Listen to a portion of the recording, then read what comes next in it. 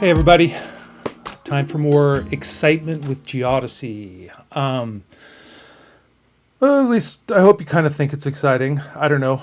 It's kind of fun stuff. We've been talking about datums and moving toward datum conversions. And in specific, most recently, we've been talking about heights and vertical datums and the different types of heights we have.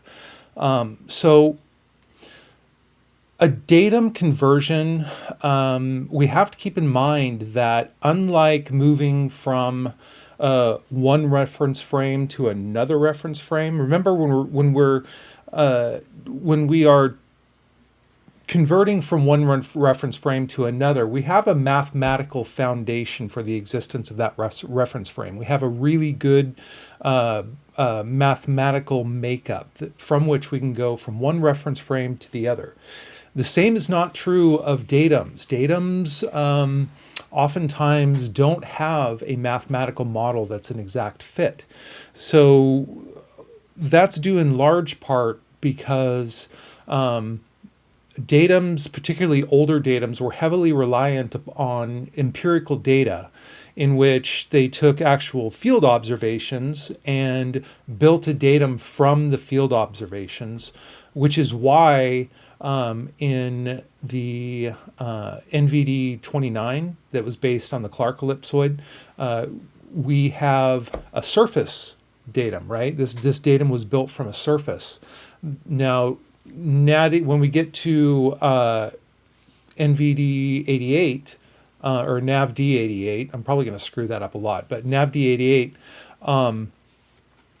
NavD 88 has more of a mathematical foundation, but remember, a datum also includes the points that are actually in the ground, published, benchmarks and monuments that have coordinates that are given in different datums. So we never really have a good mathematical move this to this. What we need to do instead is use a least squares adjustment process to get a best fit. Best fit is a concept in measurements, observations, calculations that is prevalent throughout all engineering, cartography, and surveying. So when we get a best fit, let me back up a second. So what we're going to do is we're going to work on vertical datum conversion. And so if let's say I have a surface that's a vertical datum, so a plane, basically, and we want to get to another plane. Well, because of the way these are constructed, the second plane, which I have on top, I'll just say, just for example, it's not going to be parallel to the bottom plane. That is, it's going to be skewed somehow and translated, right? It's going to be maybe translated up and skewed, right? So the translation is just a translation vector. The rotation, we would need to rotate about an easting axis, say, and then a northing axis to get the rotation of that plane in reference to the original plane. So that's what we're doing with a best fit, is we're essentially defining a new plane that is a best fit of the coordinates from both systems. Now, in order to do that, we need to have published or known coordinates in both systems in order to come up with some sort of conversion process. So that's what we're going to talk about. Let me back up just a second and talk a little bit about best fit. This is a concept that we start off least projection class with what a best fit line is, or what a best fit surface is. So let's say I have a set of points. I'm just going to draw a scatter plot here of points, and we see that these points are somewhat linear. And we can suspect that there's probably a line that would fit these points best, right? That is a line that has the least amount of difference between the points and the line itself. So if I were to draw a line, let's say this is a best fit line that I come up with, I've performed a least squares adjustment and I come up with this best fit line that say maybe it goes like that. And how we tell how good the fit is by looking at residuals. A residual is going to be the difference, the shortest difference, which would be a perpendicular distance from that point to the line. And again, those are perpendicular. So each one of these points has a residual. That one has a tiny one. And this is what the least squares process does, is find the statistically best fit, minimizing the residuals as much as possible to get that line. So by the time we're done with creating a best fit line, or in the case of vertical datums, a best fit surface, by the time we're done, we have residuals that tell us how good of a fit that is. So that's just sort of a concept image of what we're doing and how the residuals that we come up with relate to the efficacy of the I want to say transformation, but really conversion that we come up with. Cool. That gives you a little bit of an idea of what we're going to do and where we're going and how we're using a least squares adjustment. So there are several methods that NGS or engineers or surveyors, cartographers use to perform datum conversions. One is, and let's say, for example, we have a set of points, published coordinates in both NVD 29 and NAVD 88. I'm probably going to screw up the NAVD and then NVD, and who cares? I'm going to say 29 and 88. So vertical datum of 29 and vertical datum of 88. So let's say we want to move from 29 to 88. Remember, we're not actually moving the points.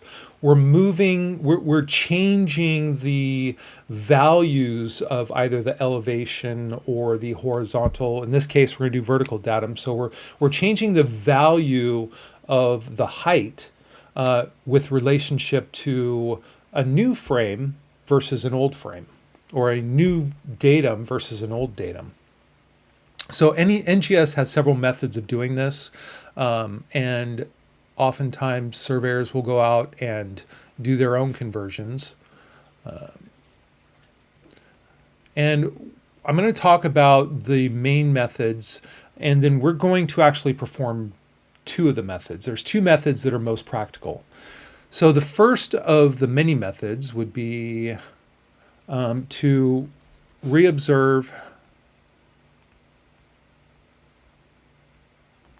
and readjust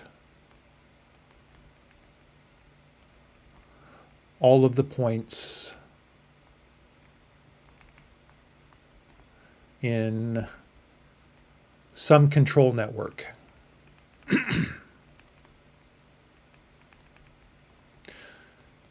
And that is the best method. I'll just say that's the best method.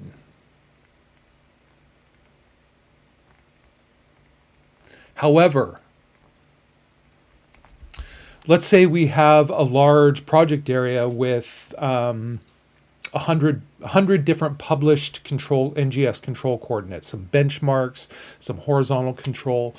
It would be extremely expensive in both time and money, or both, because time is money, right? It's impractically expensive.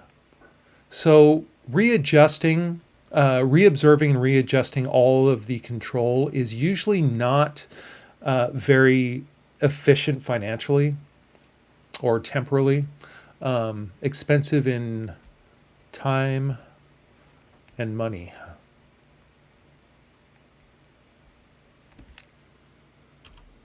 So if we have a small project with only a few control points, that might be a decent method, but typically it's not. It's just too cumbersome and expensive. A second method then would be to use datum correctors.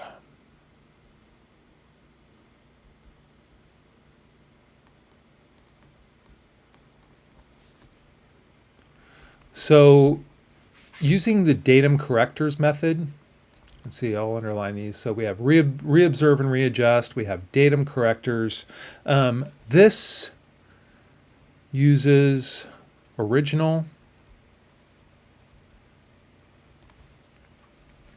least squares LSA, the original least squares adjustment parameters or results. But so we can use the original least squares adjustment parameters, observations, and then readjust to our new network. Now, this historically has not been practical.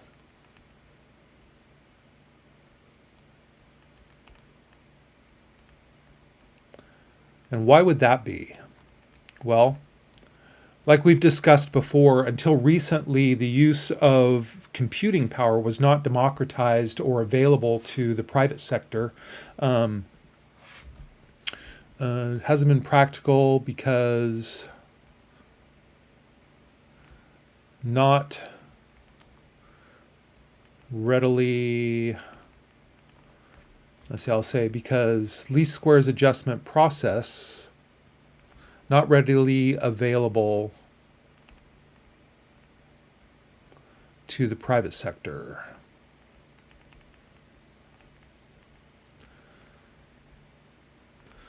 So that brings it back into the realm of being way too expensive, right? Back in the days before you had a giant supercomputer shrunk down to the size of your phone, there would be entire rooms filled with computers. You've probably seen pictures, and they're refrigerated rooms, so they're expensive to maintain, with just walls upon walls and rows of computers, and people would actually rent time in these supercomputers just to do some basic computations. So that wasn't really very practical. Might be more practical now, but really there's other methods that are working well. So 3 is the average bias shift, and that's one of the ones that we're going to look at.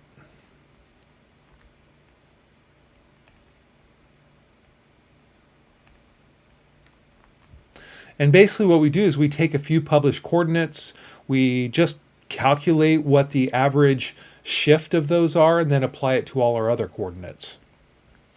Let's see, it works well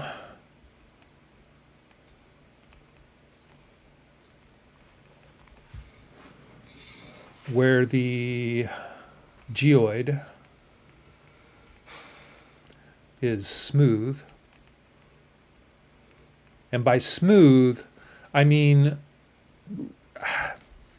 relatively just a nice curve. There's not a lot of undulation.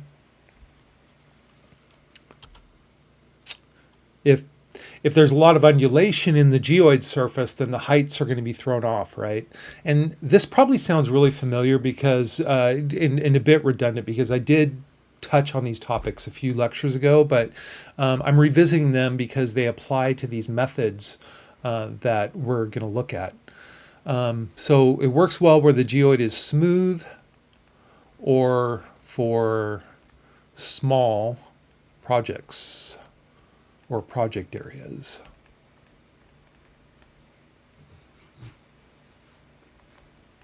So that's a pretty valuable one. Getting an average is an easy mathematical process, right? It's not confusing at all, and it doesn't take a lot of mathematical skill to find averages. So average bias shift. 4, we just readjust the original observations.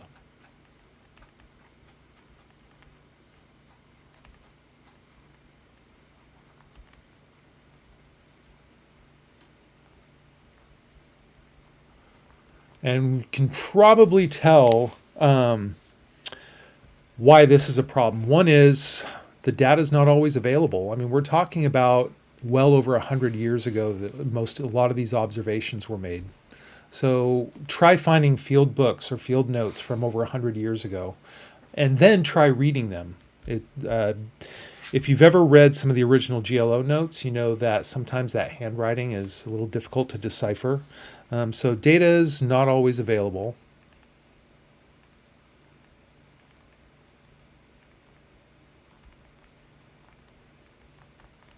Another problem is that the observations may be too old.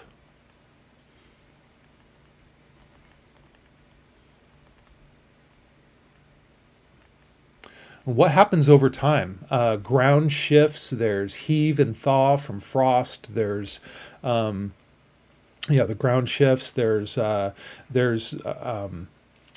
machine work, construction that oftentimes will bump the points in the ground and move them. So the observations may not even be valid anymore.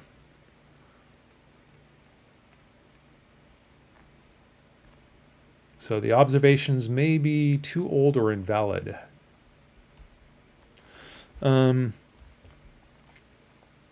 Another problem with readjusting original observations is that our technology has advanced greatly since those original observations were made.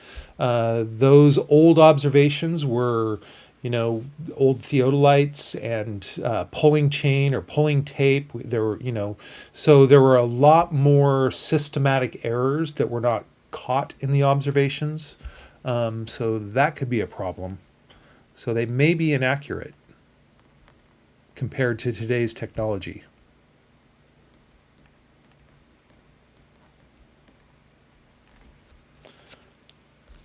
Okay, so another good way, this is actually a really good way, is to just use the NGS VertCon program.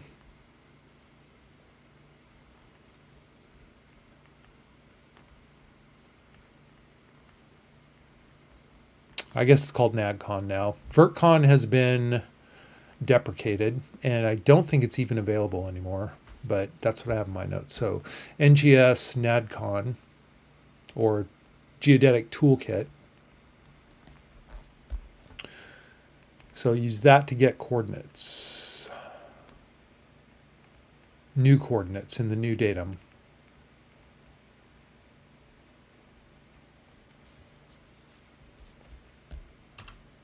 Whoops. Scoot this up for room to write. There's a few notes about the NGS NADCon tool. This is an NGS nationwide fit, so that's good.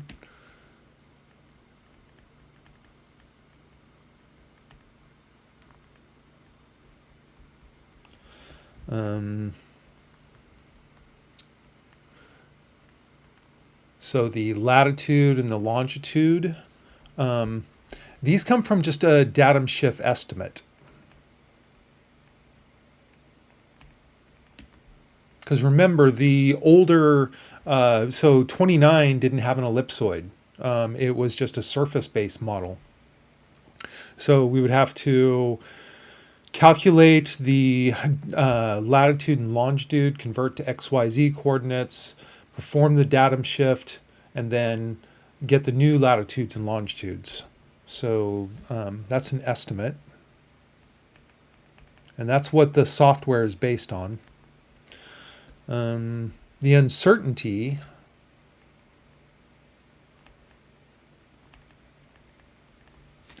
would be plus or minus, and remember these uncertainties, plus or minus 2 centimeters, and I'll just say that's 0.020 meters.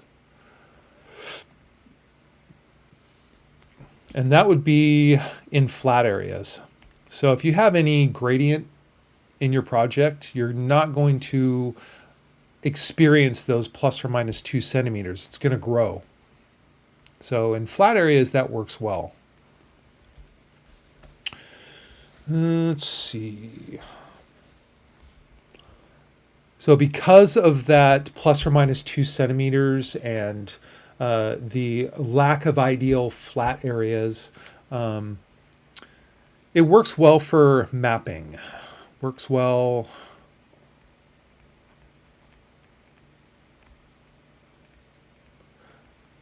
But it's not precise or accurate enough to use for engineering or surveying. applications.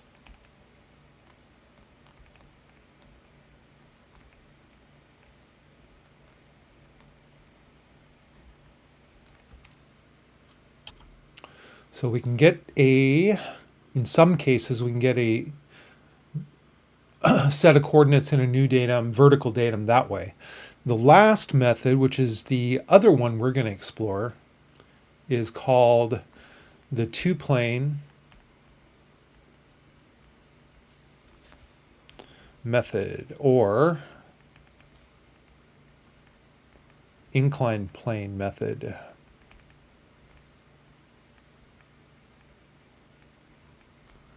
Okay, so this makes use of a least squares adjustment. So this is the best one. This is the best method for engineering and surveying.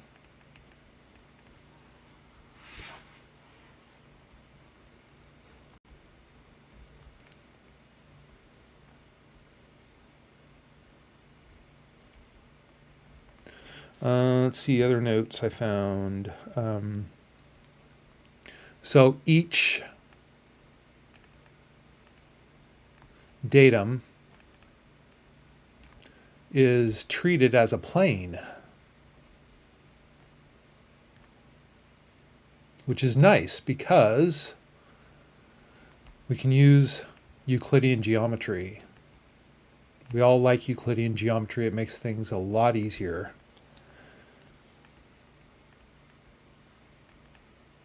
So we don't have to worry about spherical components or ellipsoidal components, which we've seen can really confuse things, right? Let's see. What this does is it applies a north-south rotation and an east-west rotation and a shift of the planes, or vertical shift.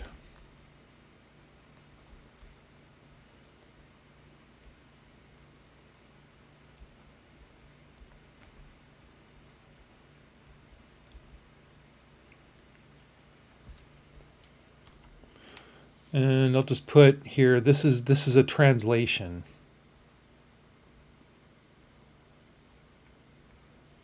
The vertical shift is a translation.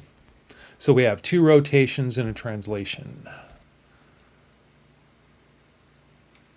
And we also would then apply a scale if a scale were appropriate to, if we're going from meters to feet or something like that. So here's a huge benefit. We can perform our least squares adjustment using,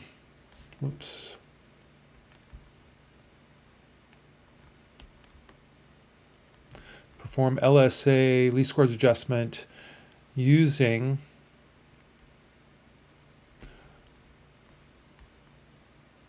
residuals, or I want to say anticipated residuals,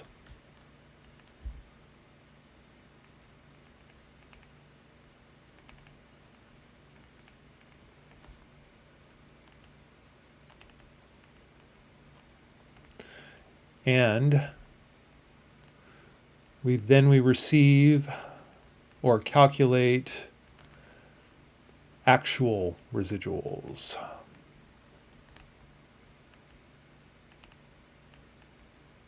And that way we can tell how good our fit is, our best fit plane. So what's the method? How do we do this two-plane method? So a datum shift, let me just give the formula, and it should look, the astute student, which you all are, will notice that it's very familiar. Let's see, so the datum shift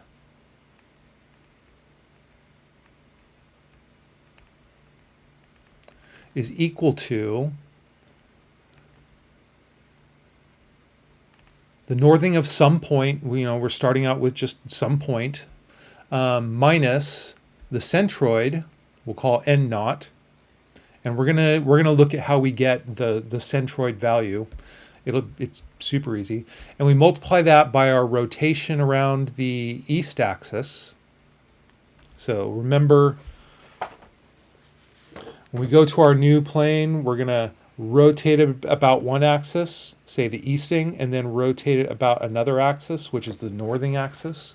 So, and then we add the, where did I go? I lost my notes. I'm terrible without my notes. So then we add the difference between the easting of our point and the centroid easting multiplied by the rotation about the northing axis, and then we just add our translation we call TZ. And that's it. That's all there is to it. Now, we will probably want to perform this using a few of the published coordinates to come up with our matrices and then apply it to all of our points. But this is, in a nutshell, this is the basic idea right here. We may trust some of our points more than others, so we might weight them more heavily in a least squares adjustment, which is something that a least squares adjustment allows for. We can actually make some of the observations more important than other observations, so we hold them a little tighter if we want to. I'm gonna kind of touch on that idea, but we're not gonna incorporate any weights. For what we do, we're going to assume equal weighting on all of our points. And I should probably label these or let you know what these are. So n sub I, e sub I are coordinates of some point.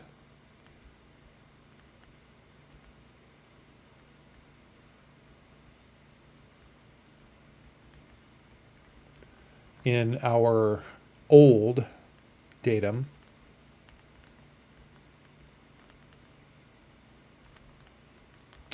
Let's see, n naught and e naught are the coordinates of the centroid of our test points. What did I miss? I don't have it here, but TZ would be, and TZ is the translation vector.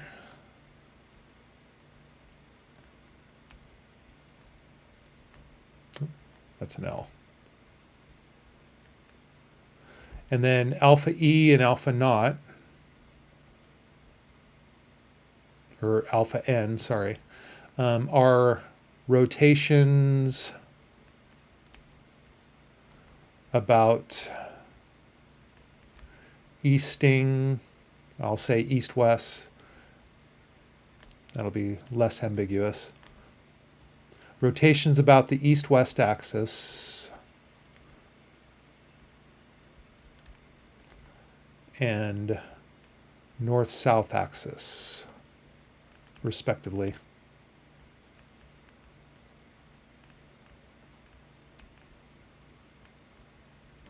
So we're going to build on this guy. We're going to build on the datum shift formula. So let's walk through the method real quick, and then I'll do an example. So the method.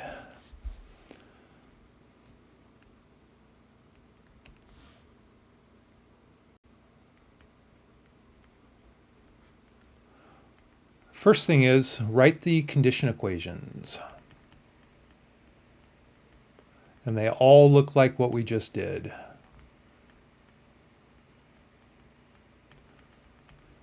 So we would do that for each point. Now, in practice, we don't actually write out each of these, but it's helpful to see them, right? So we have, so remember, we have residuals though, right?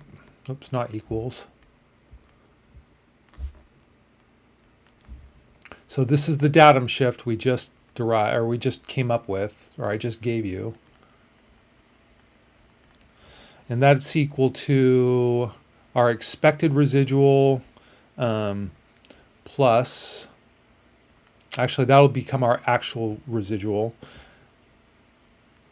n1 minus n naught times the rotation about the east axis plus E1, this is for point 1, minus E naught times our rotation about the n-axis plus our translation vector component.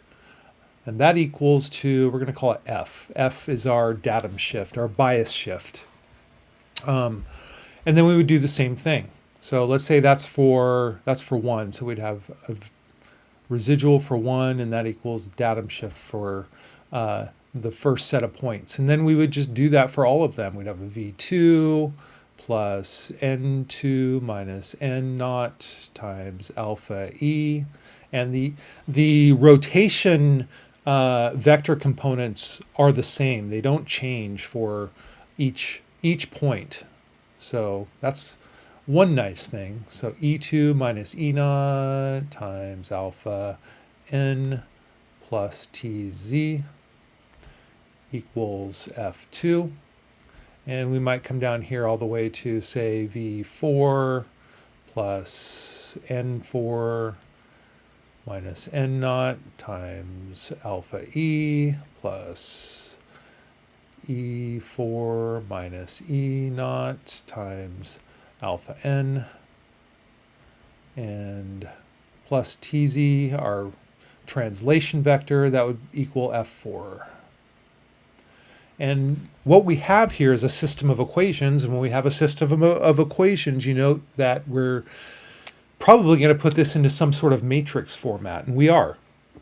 So after we've written all the condition equations, I want to leave those visible because I wanted you to see how the matrices build from that. They, just like any system of equations, it's the same. So we would have V1, V2, V3, V4, which will become our actual residuals.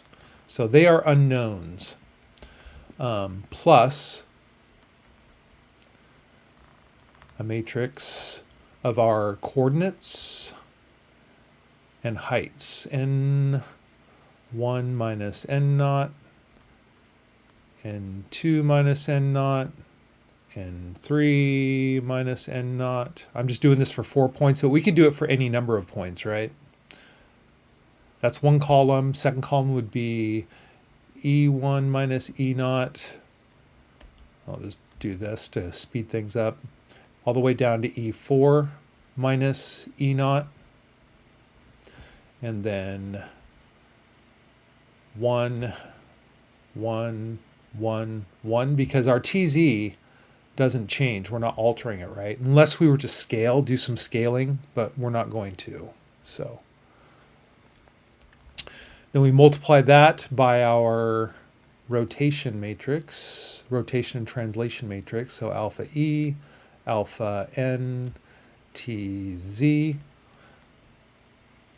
And that would equal F1, F2, F3, F4. And what do we always like to do once we set up a matrix equation representation of a system of equations? Well, we want to check that the dimensions work out. So let's do that too. And while we do that, let's name our vectors. So this is our V vector. And this is our vector of residuals. And then this is our B. We call this vector B. That's our rotation and translation vector, or our coordinate and scalar vector. And then this would be our delta. Call that our delta matrix. That's delta for change. That's what's changing our coordinates. And all that is equal to our F matrix, which is, this is residuals. This is our bias shift.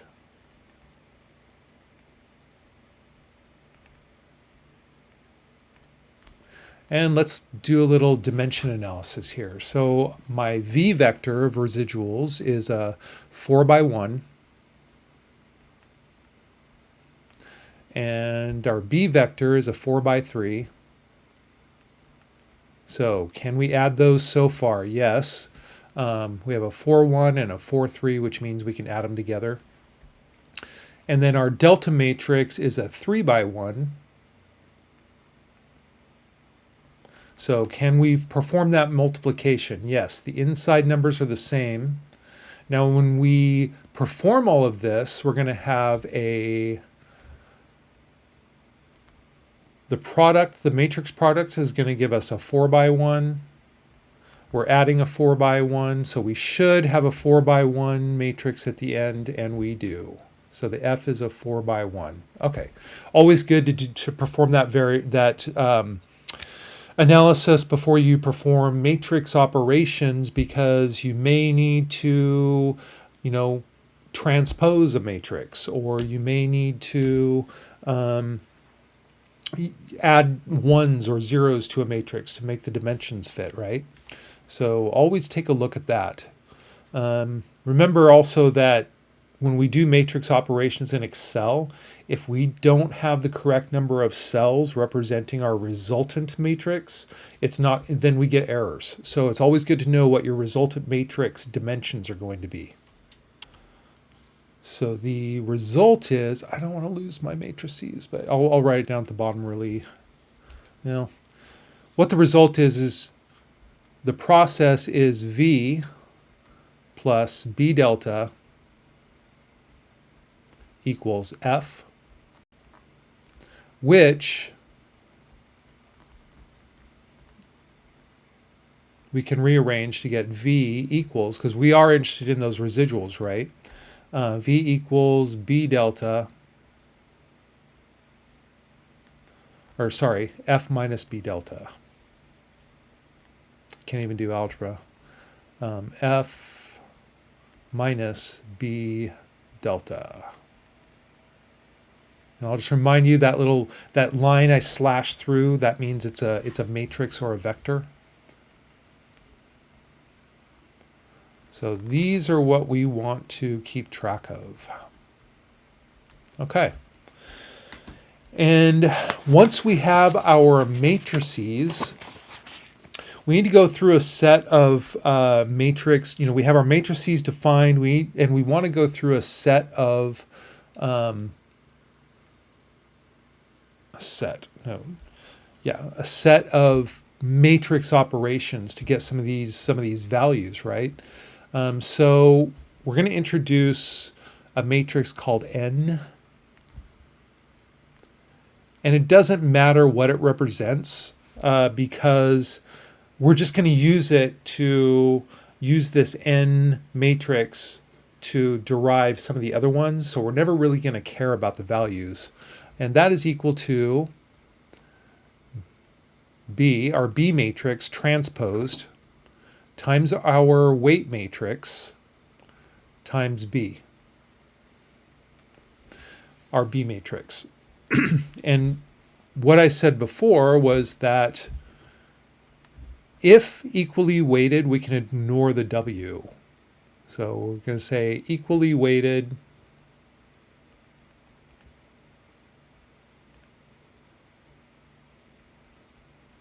implies that N equals BT times B. If we have a weight matrix and everything's equally weighted, the weight matrix is the identity matrix. So it's like multiplying a number by 1. We don't need to do it. And then we need that, and we need another interim matrix called our T matrix, which equals BT WF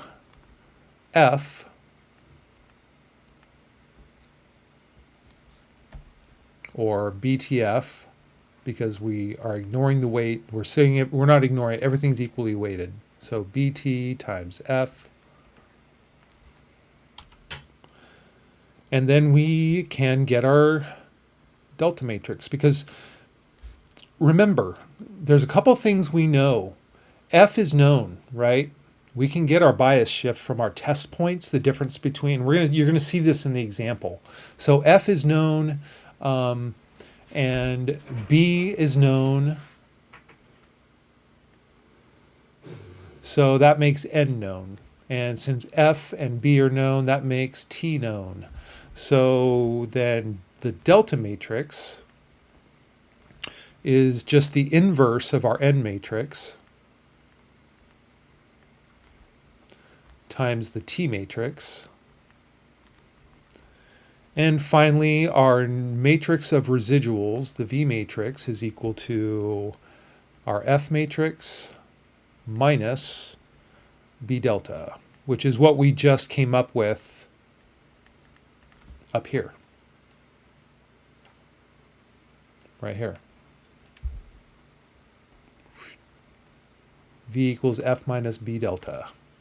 And then we're done. That's it.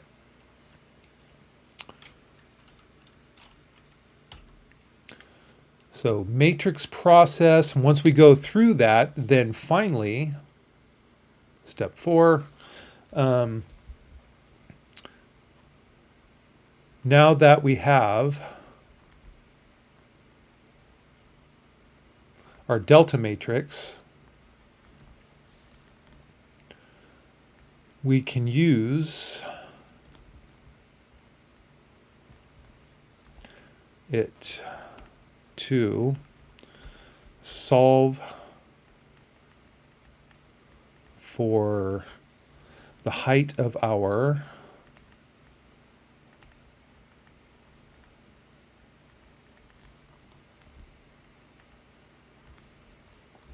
unknown point, or the coordinates of our point in the new datum, which we don't know what that height is yet. And remember, keep in mind, this is a vertical datum conversion. We're not really worried about coordinates right now. Let's see, unknown point.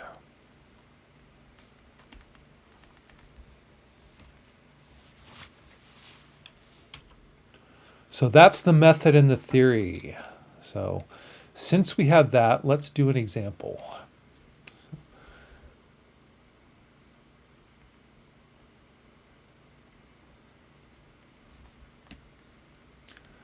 We have 4 points, 4 control points, benchmarks,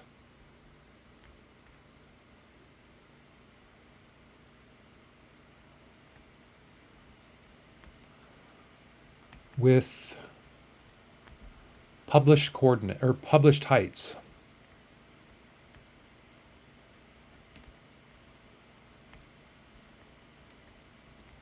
And coordinates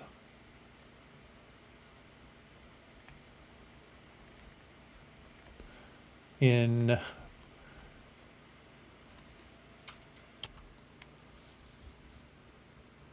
NVD 29, and we also have those coordinates in NAVD 88.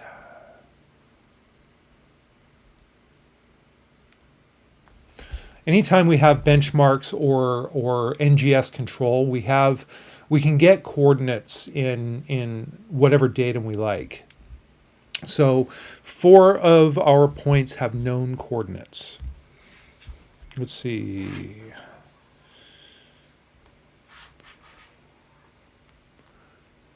We need the height of a new point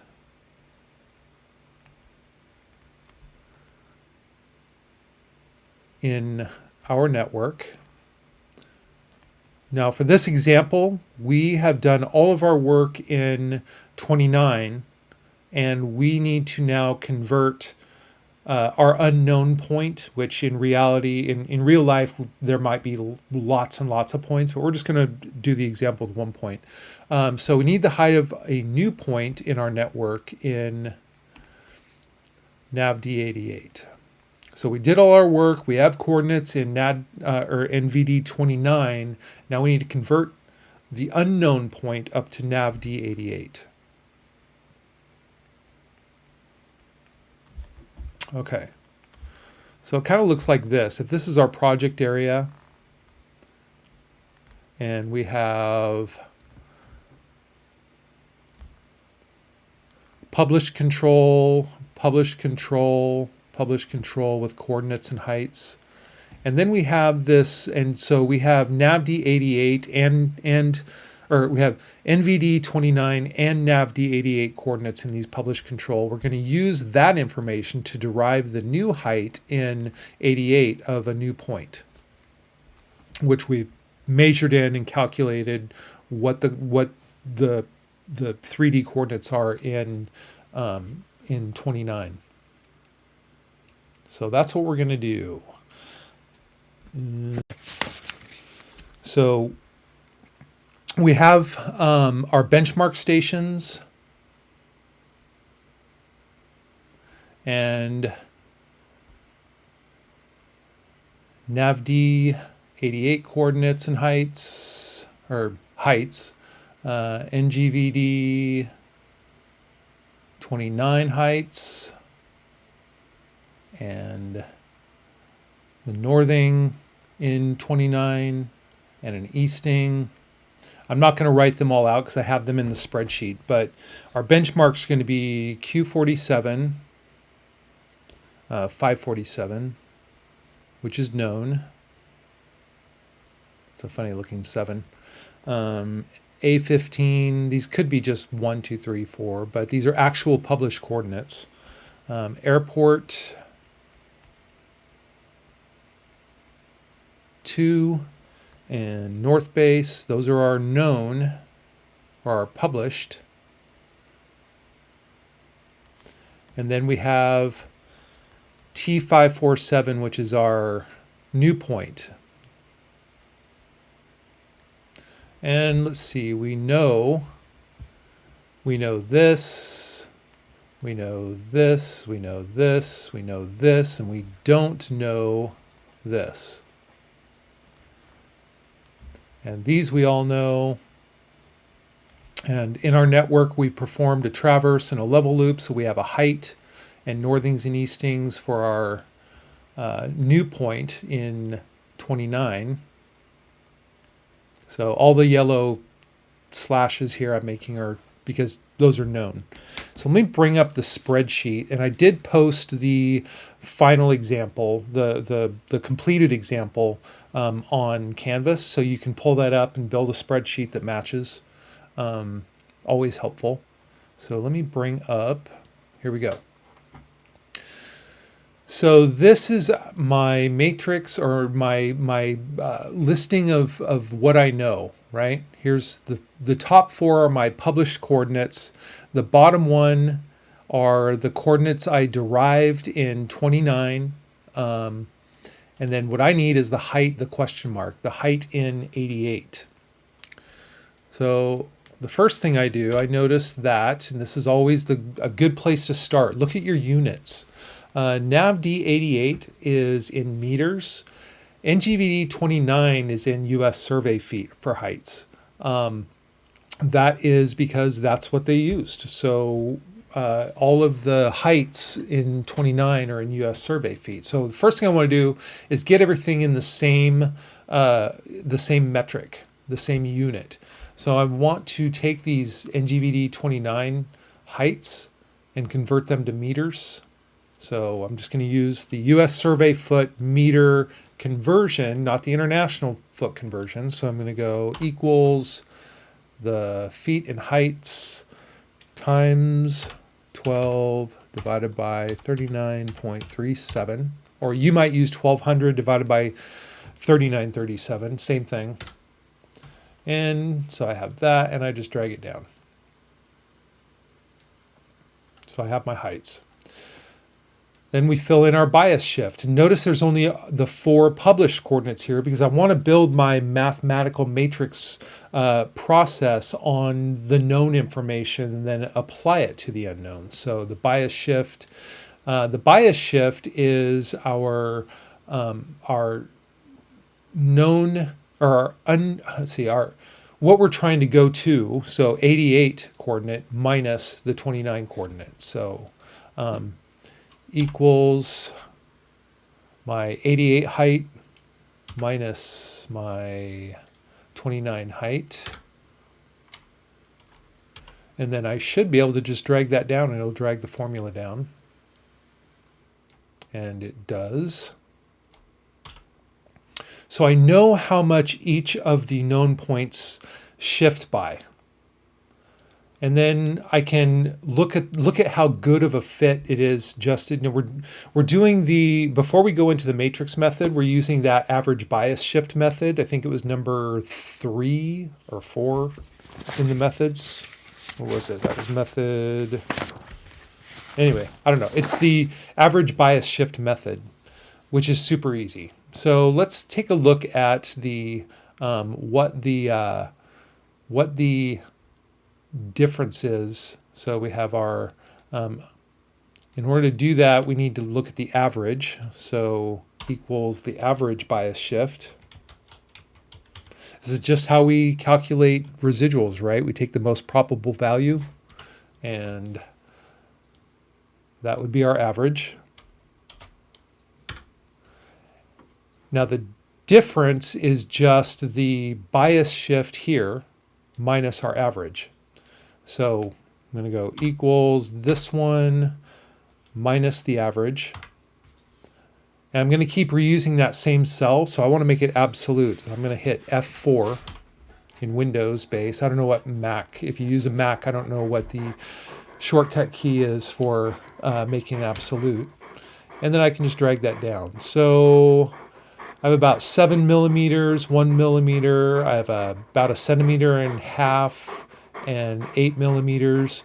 Not too bad. But we're going to use a least squares adjustment and apply those differences to get the height of our unknown point. And this is easy. We're just assuming our average shift is the most probable shift or the most likely shift. So it's going to be equals, can't see my board, equals my T547 height plus my average bias shift. And so we have 1252.006 meters. That's our new height in 88 of our unknown point. That's the average bias shift. That's one method. The next method we're going to do is our two-plane method, which is our matrix operation, right? So the first thing I have to do is figure out what the coordinates of my centroid are. And this is really easy. It's just the average of my northings and eastings. But remember, we're just using the 4 knowns because that's what we're using to come up with our model. So that's going to equal the average of my northings, just the first 4. And then the average of my eastings equals AVER, just the top 4. There we go. So I have the coordinates of my centroid. I like to show all my units though, or all my decimal places. For meters, we show 3 decimal places. Okay, now I just fill in my B matrix. And remember, my B matrix is the differences of the n minus n naught times the easting rotation,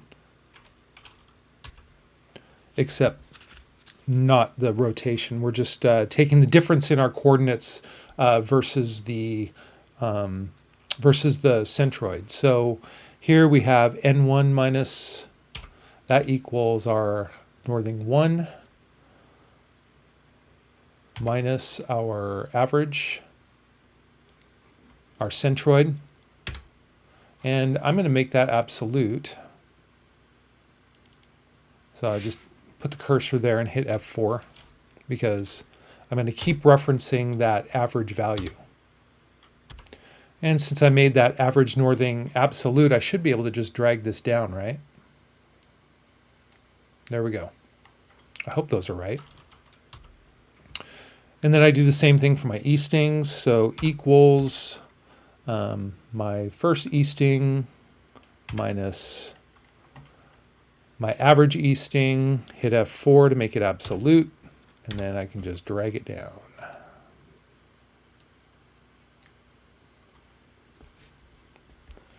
And then if you remember, we just have ones here because we're not scaling, right? And then F matrix, remember that's our bias shift. So all I have to do is highlight all of them and hit equals and highlight my bias shift values up here.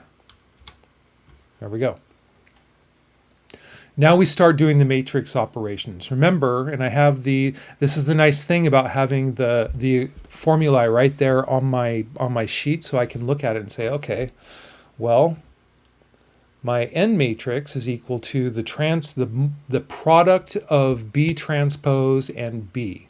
So highlight all my cells I'm going to use because I've done my dimensional analysis beforehand. I'm going to say equals MMULT and open parenthesis. So B transpose, that's the first matrix term in my product. So I'm going to type transpose and highlight my B matrix and then comma, just my B matrix. That's B transpose times B because we're equally weighted. We don't have to consider the weight matrix. Oh. Yep, got to close all my parentheses. There we go. What did I do wrong? Equals transpose. Oh, I see what I did wrong. I have to close my transpose. And then, there we go. All right, are those look right? That looks right. Yep, so there's my N matrix. Now what is T? T is equal to B transpose times F. So I highlight all those. I go equals MMULT, because I'm going to do a matrix multiplication of the transpose of B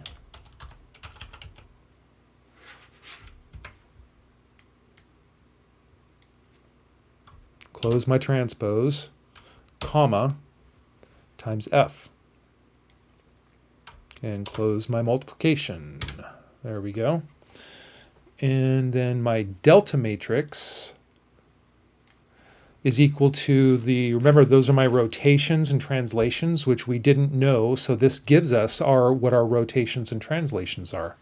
So that is equal to, what is that equal to? Delta is N inverse times T. So again, we have a matrix multiplication, so equals MMULT of N inverse. So minverse is how you get the inverse of a matrix in Excel. So minverse of N, close my minverse, comma, and then times T. And then close my multiplication with a parenthesis, and I have that value. So these are actual, the first two values in my delta matrix are an angle, right? Because it's a rotation angle, my alpha E, my alpha N. And then the 1.0925 is my translation vector, the magnitude of my translation vector. So then I can get my residuals. That's just F minus B delta. So highlight all those, and that's going to equal my F matrix minus the product, so MMULT of my B matrix and my delta matrix. It's kind of like magic. And there we go. So my actual residuals on those I came up with, see how they're different than the averages I got using the average bias shift method? They're slightly different. They're a little more accurate. It's a little more spread out. And this is that that best fit that gives us those residuals. This is how far off each point is from the plane of our new datum.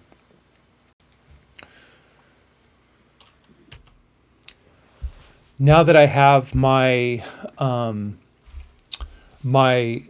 rotation matrix, my rotation and my translation values, I can use those to that now calculate my datum shift for my unknown point. So that is going to be equal to, well, what's my alpha E? That's the first entry in my delta matrix, times the quantity of n sub, my unknown one here, that 58670 for the northing of my T547, minus the average, or the centroid value, plus